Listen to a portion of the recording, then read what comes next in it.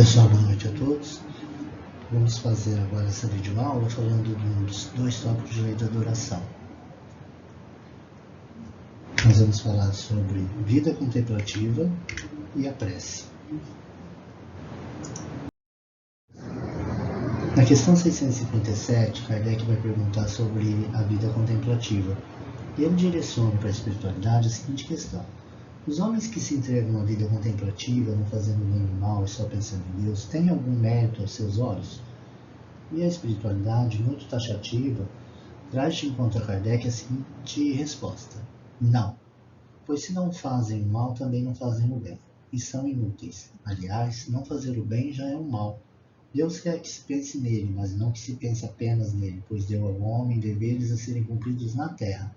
Aquele que se consome na meditação e na contemplação nada faz de meritório aos olhos de Deus, porque sua vida é toda pessoal e inútil para a humanidade. Deus lhe pedirá contas do bem que não tenha feito. E aí, eu gostaria até de pedir a vocês que se reportassem à questão 640 do Livro dos Espíritos para se aprofundar um pouquinho mais nesse questionamento. Mas no próximo slide, a gente vai fazer uma reflexão sobre alguns assuntos que estejam bem direcionados com relação à vida contemplativa. Então vamos refletir um pouquinho a respeito do que fala esse nosso slide. Primeiro tópico: não preciso ser do mundo, mas preciso estar do mundo. Normalmente a gente sempre faz uma diferença quando a gente vai fazer conjecturas, né, que a gente deve sempre ser e não estar.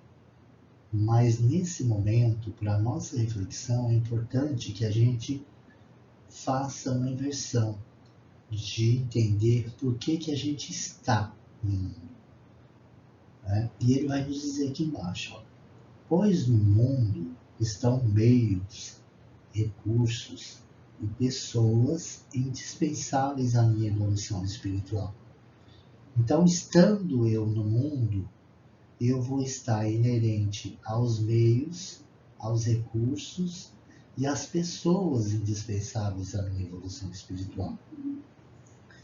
E trabalhando essas três situações, através de pessoas, através de recursos, através de meios que me são colocados, eu adquirirei conhecimentos, eu adquirirei experiências, eu terei tarefas a executar e talvez a parte mais difícil é aprendizado de relacionamentos a poder vivenciar. Então, olha a importância, né, de a gente realmente estar no contexto do mundo, né, nesse contexto em que o Criador nos coloca, nos dando recursos, meios e pessoas para que a gente possa evoluir como indivíduos, já que fomos criados simples e ignorantes lá atrás. E através dessas experienciações, chegamos onde chegamos. Passar por tudo que passamos para depois vivenciarmos uma vida contemplativa, ou seja, passarmos toda uma reencarnação, às vezes de 70, 80 anos, contemplando a vida, contemplando as belezas. Será que isso nos traz a responsabilidade que o Criador espera de nós? Reflitamos.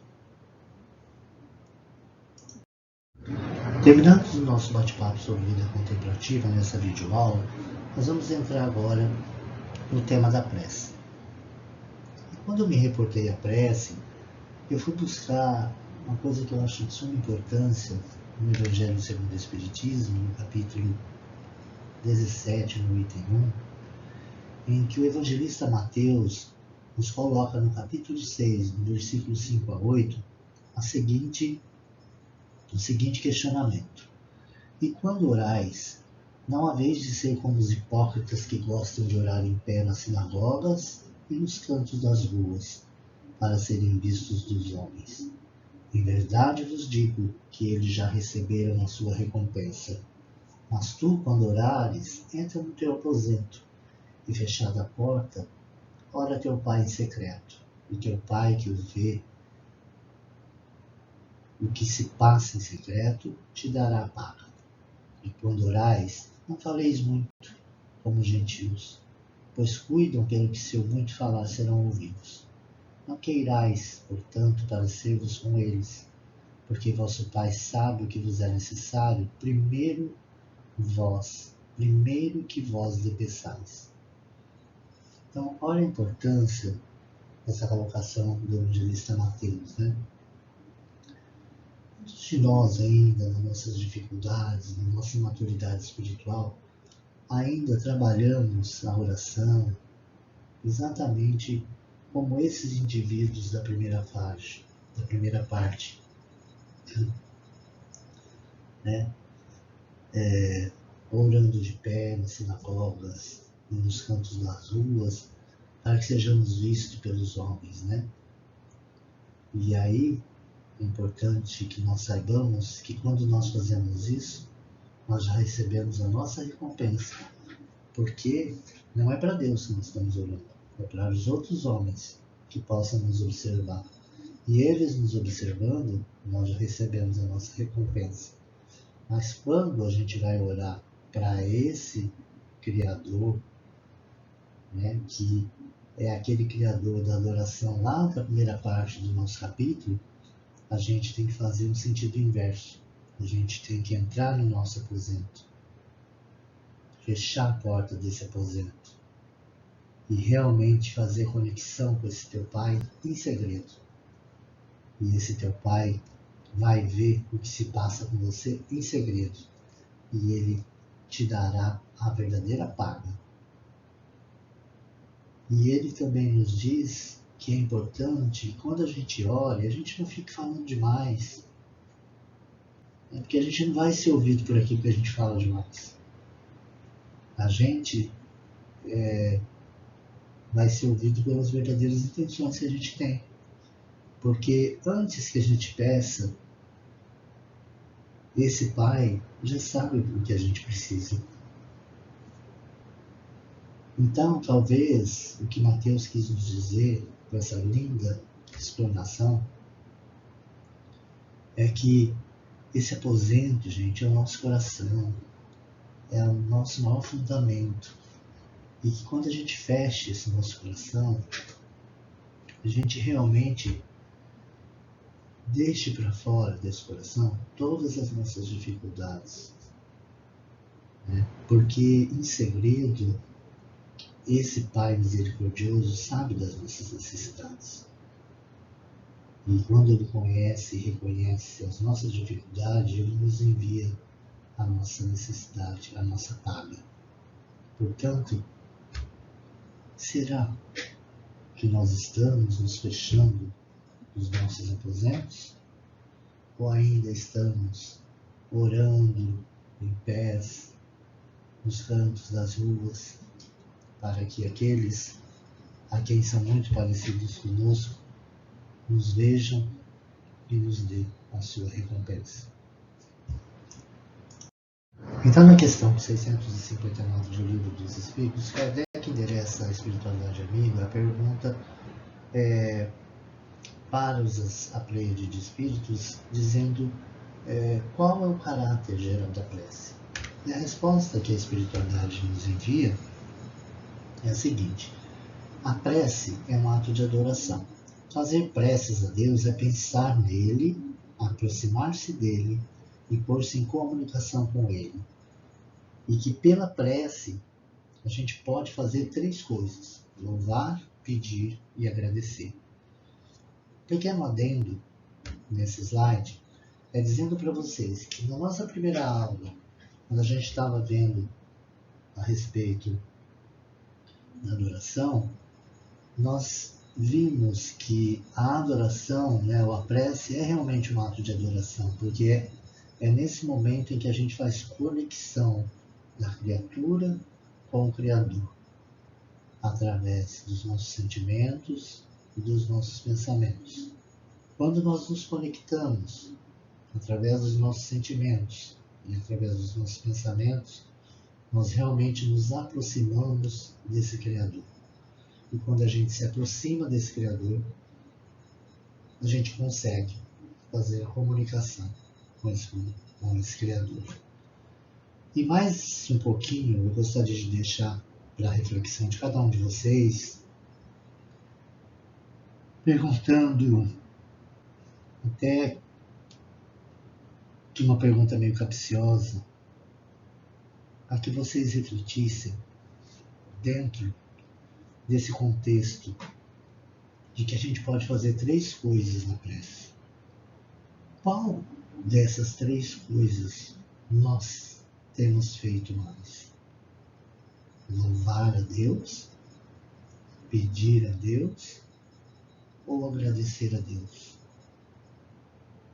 Será que nós temos nos lembrado de agradecer a Deus?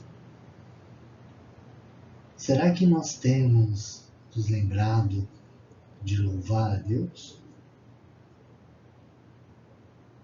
Porque certeza eu tenho, falando por mim, que a lembrança maior que eu tenho é de estar sempre pedindo a Deus.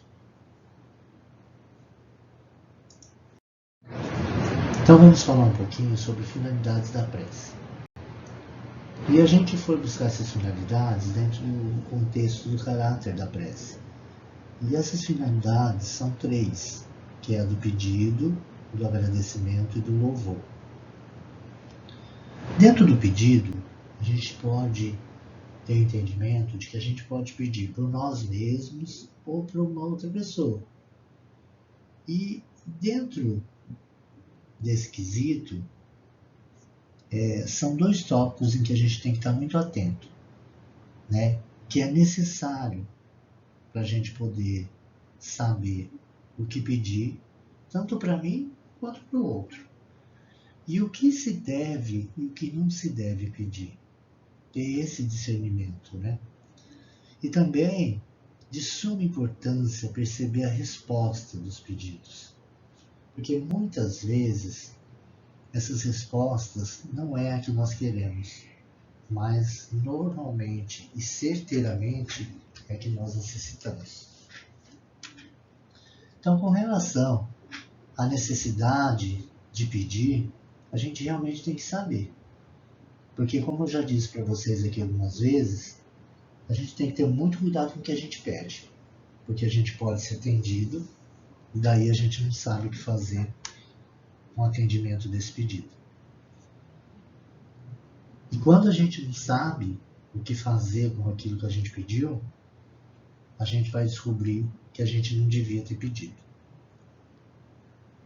E aí a gente vai fazer a correlação do que a gente deve, do que a gente não deve pedir. Agora, o mais importante nisso tudo é a gente ter um amadurecimento para perceber a resposta. Porque nós, como seres imediatistas que somos, a gente se frustra, às vezes, com a resposta que nos chega. Porque a gente sempre espera a resposta que a gente quer e nunca a resposta de que a gente necessita.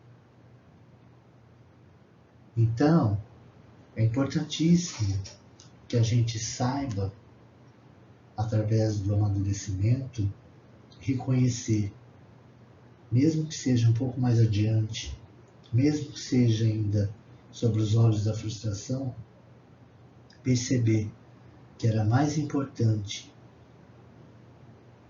obter a resposta daquilo que a gente necessitava do que obter a resposta daquilo que a gente queria.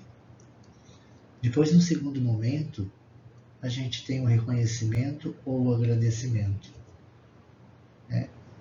E é um tópico extremamente importante, porque pede para que a gente agradeça aquilo que a gente tenha, aquilo que a gente recebe, as nossas oportunidades cotidianas, a oportunidade da vida, né?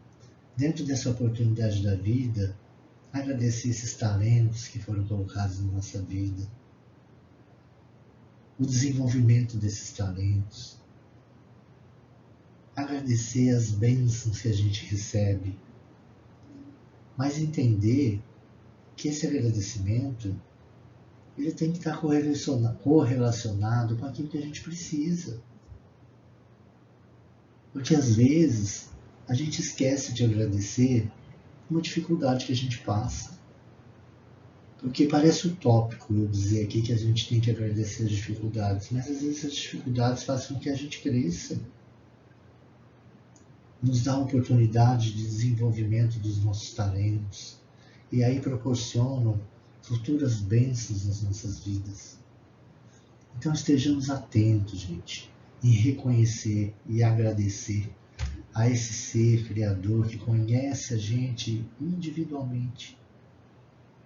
E no terceiro tópico, louvar, contemplar ou glorificar, né, esse criador através de preces de louvor a Deus pela beleza que Ele nos proporciona, através da natureza, através da perfeição das coisas, através de uma justiça perfeita, através de, sabe, de um amor mesmo de pai para filho, que é imperecível, que nos proporcione alguma coisa ruim vinda de um pai maior para um filho. E que esse amor venha uma mensagem de carinho, de afeto e de muita ternura. E é só através disso que a gente entende o que é amar a Deus sobre todas as coisas. Porque Deus se manifesta para nós não é de uma maneira antropomórfica, não é na figura de um velhinho de barba, mas Ele se revela para a gente através da natureza, através da perfeição, através de coisas que às vezes a gente não está nem preparado para entender. Mas louvemos, gente, louvemos essas coisas que são extremamente importantes para que a gente possa se encher de paz com relação ao Criador. Posto tudo isso que nós vimos até agora, gente, na questão 662, Kardec pergunta se é válido orar para outra pessoa. E olha que interessante a resposta que a espiritualidade nos envia. O espírito daquele que ora, ou daquele que pede, né, age pela sua vontade de fazer o bem. Pela prece, atrai bons espíritos que se associam ao bem que quer fazer. Pensemos como isso é interessante. Quando nós agimos pela vontade de fazer o bem e oramos em benefício de outra pessoa, o primeiro a receber esse bem somos nós. Porque por essa conexão da prece, desse sentimento de pedir ao outro, a gente vai atrair bons espíritos que vão se associar ao bem que a gente quer fazer. E quando a gente atrai bons espíritos para perto da gente, a gente está fazendo bem para a gente mesmo. Porque a gente se conecta, né? A gente busca essa conexão com os bons espíritos. E quando a gente faz essa prece voluntariosa, com vontade, a gente se felicita.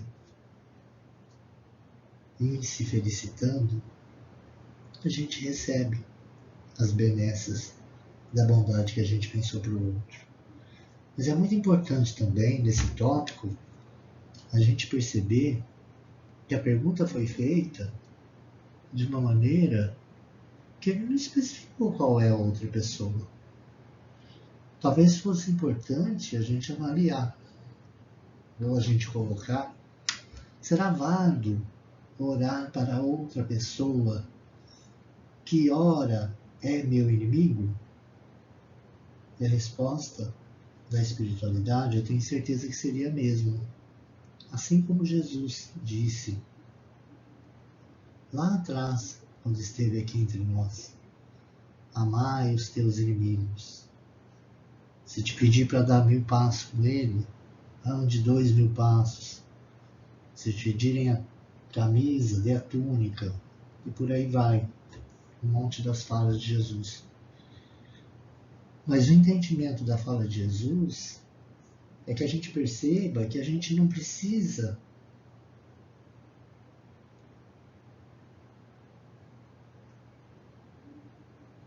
ter a mesma afinidade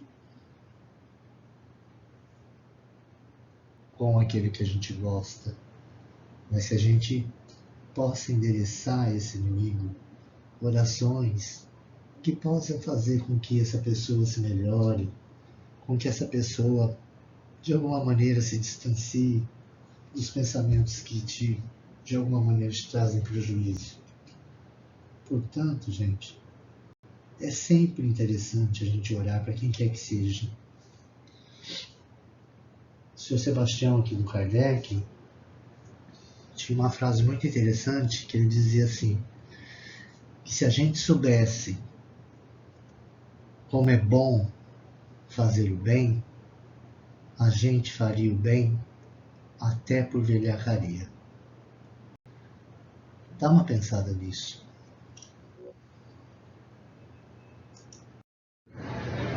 E agora a gente vai falar um pouquinho sobre o mecanismo da prece, né? Nós falamos sobre o caráter da prece, sobre a finalidade da prece, sobre a importância de orar para o outro, e agora a gente vai falar um pouquinho sobre o mecanismo da prece. E nos traz um texto que, no mecanismo da prece, a energia da corrente guarda a proporção com a do pensamento e da vontade. É assim que os espíritos ouvem a prece que lhe é dirigida, qualquer que seja o lugar onde se encontre. Dirigindo, pois, o pensamento para um ser qualquer na terra ou no espaço, de encarnado para desencarnado, ou vice-versa, uma corrente fluídica se estabelece entre um e o outro, transmitido de um ao outro o pensamento, como o ar transmite o som. Eu acho que para explicar isso, talvez o melhor seja a figura que está aí do lado, né? A gente vê o indivíduo envolto, né, na sua energia de prece, elevando seus pensamentos ao alto através da figura amarela. Então ele joga, né, toda a sua energia para cima, e em contrapartida ele recebe da espiritualidade amiga toda a energia de volta, que é a parte azul. Então essas energias se buscam no fluido universal e numa velocidade tão rápida que seria até mais rápida do que a velocidade da luz. Então olha a importância do mecanismo da prece. E esses espíritos vão ouvir essa prece que é dirigida a eles onde quer que eles se encontrem.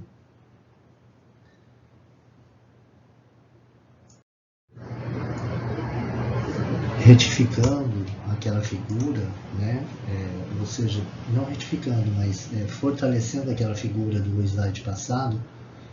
Olha o que o Cristiano Torque nos fala no livro Espiritismo Passo a Passo com Kardec, que foi um livro publicado pela Federação Espírita Brasileira em 2007, na página 105.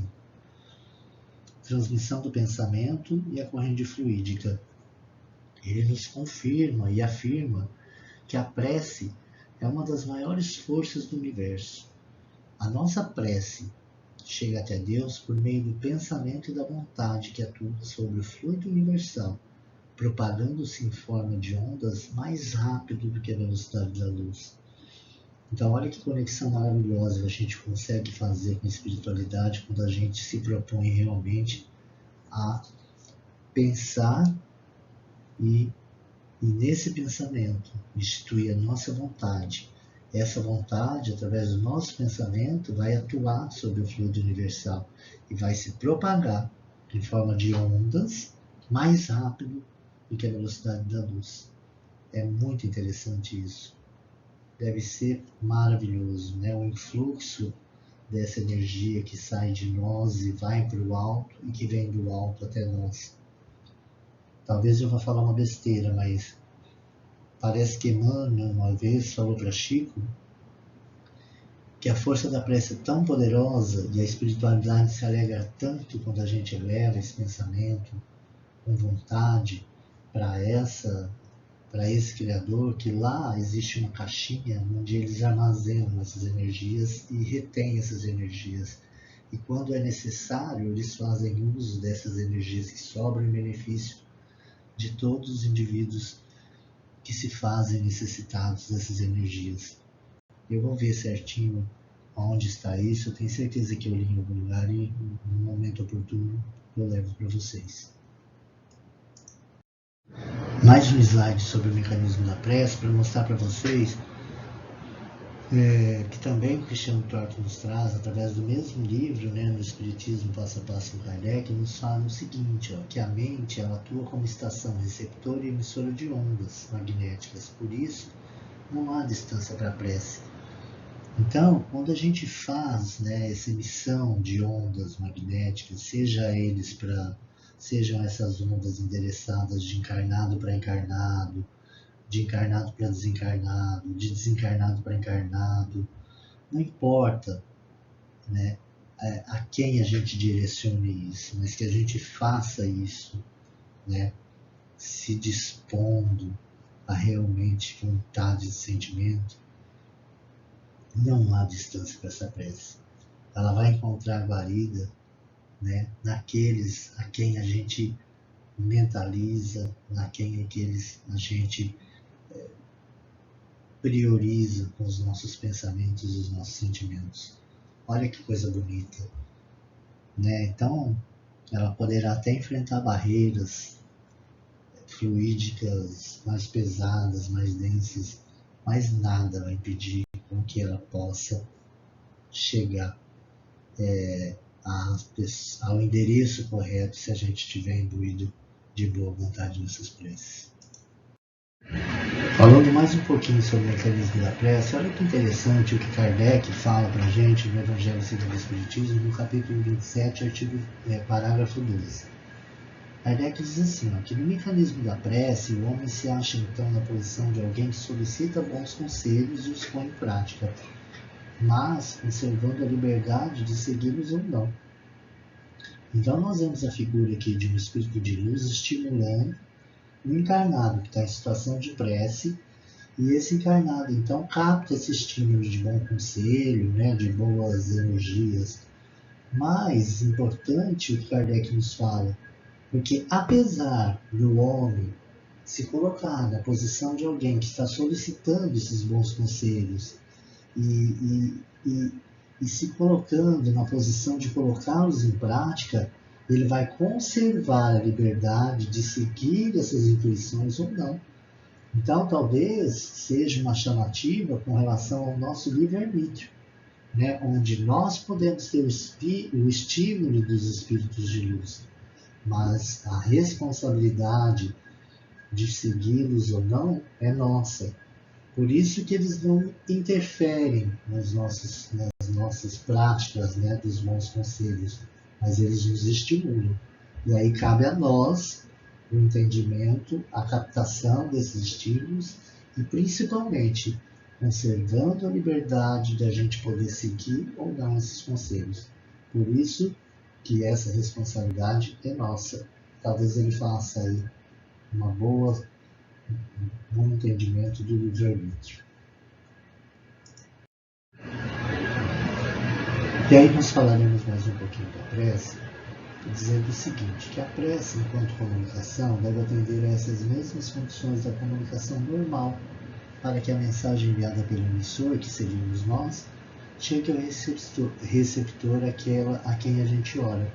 Ou seja, é como se fosse uma comunicação de vias normais, em que a gente está habituado a falar de mim para você e de você para mim. E aí ele vai dar uns caminhos para a gente poder melhorar isso e a gente conseguir entender melhor. com relação ao endereçamento ou à sintonia correta. Então a gente tem que sintonizar para quem a gente ora e a gente tem que endereçar corretamente a nossa prece. Depois, a gente tem que mentalizar a quem a gente ora. Por exemplo, se a gente ora a Deus, a gente vai mentalizar através dos seus atributos e não através de uma imagem ou figura. Ele está falando especificamente de Deus, porque a gente sabe que Deus, mais uma vez, vou repetir, não é essa figura antropomórfica, né, que a gente às vezes imagina, mas é uma inteligência suprema, é o Criador de todas as coisas. Então a gente vai mentalizar um atributo de Deus, né? E aí a gente vai ter claro esse alvo e o endereço dessa nossa mensagem, para poder orar, né? Mas orar, porque ele diz assim que não basta orar por orar. E aí nós teremos mais 2 caminhos para poder fechar essa coisa do mecanismo da prece.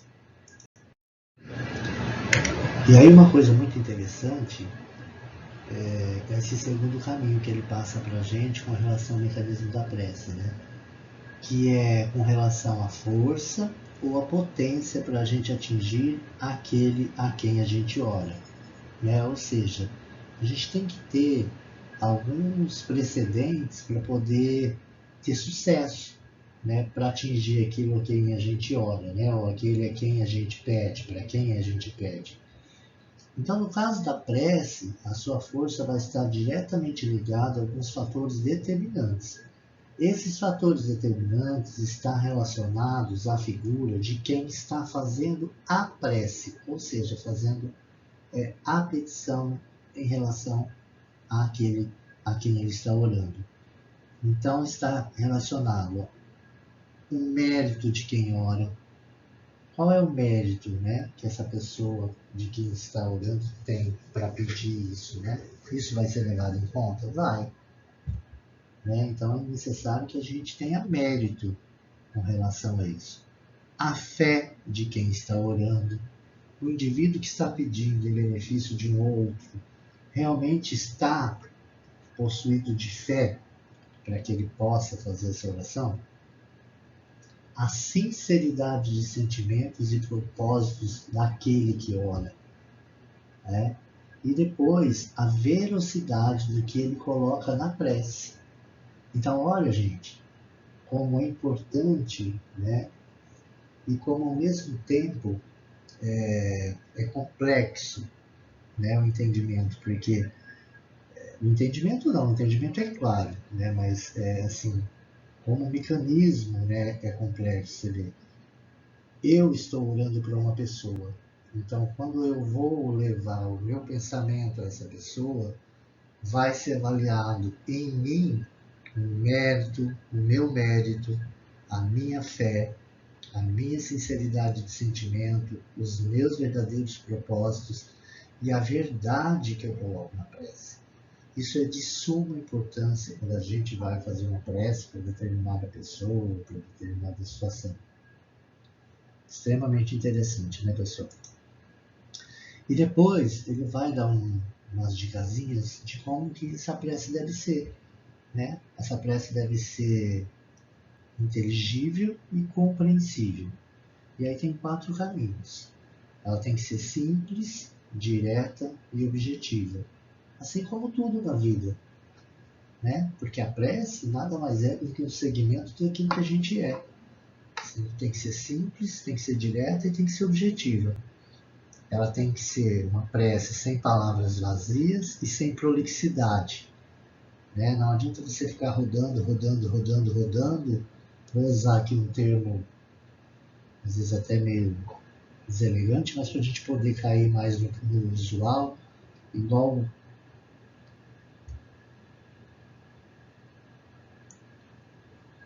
nem sei qual o termo seria correto aqui, mas eu ficar enfeitando o pavão, né? Não adianta ficar fazendo isso. Então a gente não pode. Tem que ter concisão naquilo que a gente vai pedir. Tem que ter conteúdo e não forma, né? E não precisa ficar com muita repetição, porque um grande número de repetição não adianta de nada. né? Porque a prece, aqui a gente já estudou e já viu que ela é feita de sentimento. Então não adianta você ficar repetindo e não ter sentimento.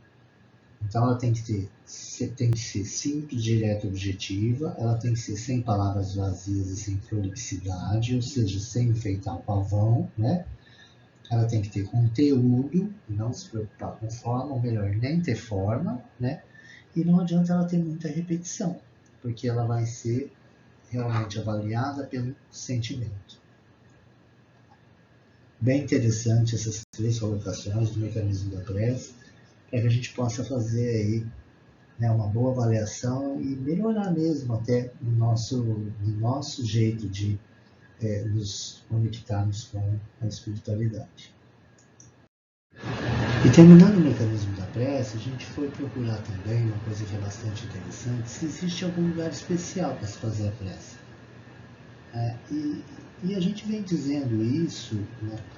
O evangelista Mateus nos fala lá no início, no primeiro slide que nós começamos essa videoaula, que vai de encontro a essa frase aqui que eu vou ler para vocês, que o templo fundamental de cada ser humano é o seu coração. Esse é o templo do qual a gente deve se fechar, né? Daqui do qual a gente deve se recolher. A prece sentida não exige locais. E também Emmanuel, o Reformador, na página 151, ele vai dizer para a gente que ninguém pode imaginar, enquanto na Terra, o valor, a extensão e a eficácia de uma prece nascida na fonte viva do sentimento. Então, gente, olha como as duas situações se complementam, né? Onde o templo fundamental de cada ser humano é o seu coração. E a prece sentida não exige locais. Né? Então é óbvio que se você se encontra dentro de um templo religioso, dentro de uma casa espírita, você tem ali as influências dessa espiritualidade, né, mais exacerbada, porque está num lugar específico.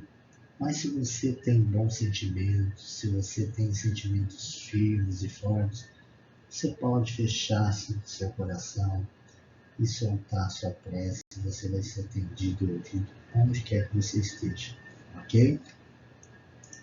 Outra coisa bem interessante é a atitude que a gente tem que ter perante a prece.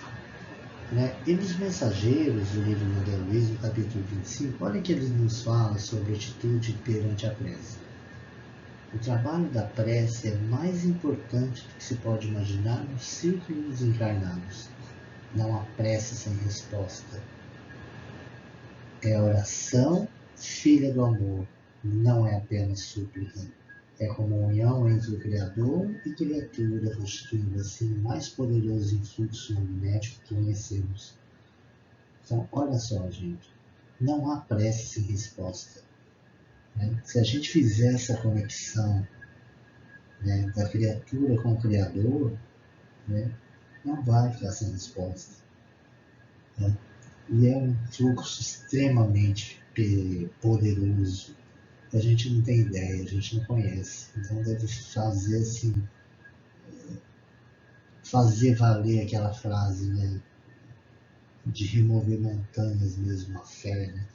Então, bonito de ver, né, essa lição que o André Luiz nos passa sobre a atitude perante a prece.